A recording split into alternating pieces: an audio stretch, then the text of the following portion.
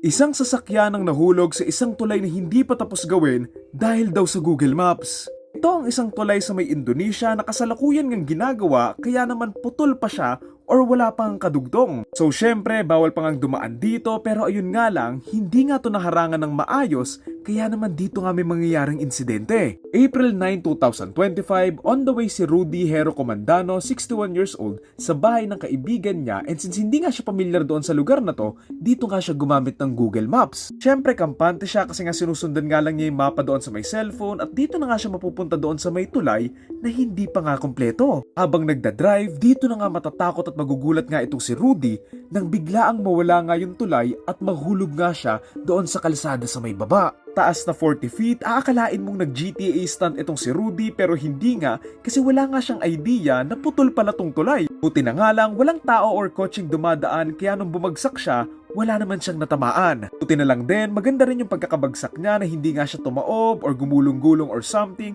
Kumbaga, nakatayo pa nga rin yung sasakyan niya. Swerte namang naligtas agad itong si Rudy at nadala naman siya agad sa ospital kung saan dito na nga siya ginagamot. Kung isipin mo talagang mabuti, this accident could have been way much worse kung meron dumadaan or kung meron man siyang nabagsakan, kaya buti naman nga wala namang ibang masamang nangyari. Buti na nga lang din sa lupa or sa kalsada siya bumagsak paano pa kung sa may ilog or sa malalim na bangin siya nahulog, baka mas malala pa yung nangyari sa kanya or worse, baka nategi pa siya. In-interview naman ng mga pulis si Rudy at ayon sa kanya, hindi naman daw niya sobrang kasalanan yung nangyari dahil sinusundan lang naman daw niya yung GPS or Google Maps. Dagpa niya, the road suddenly became dark and there were no other cars. Then I realized there was a problem when the car started falling and crashed on the ground.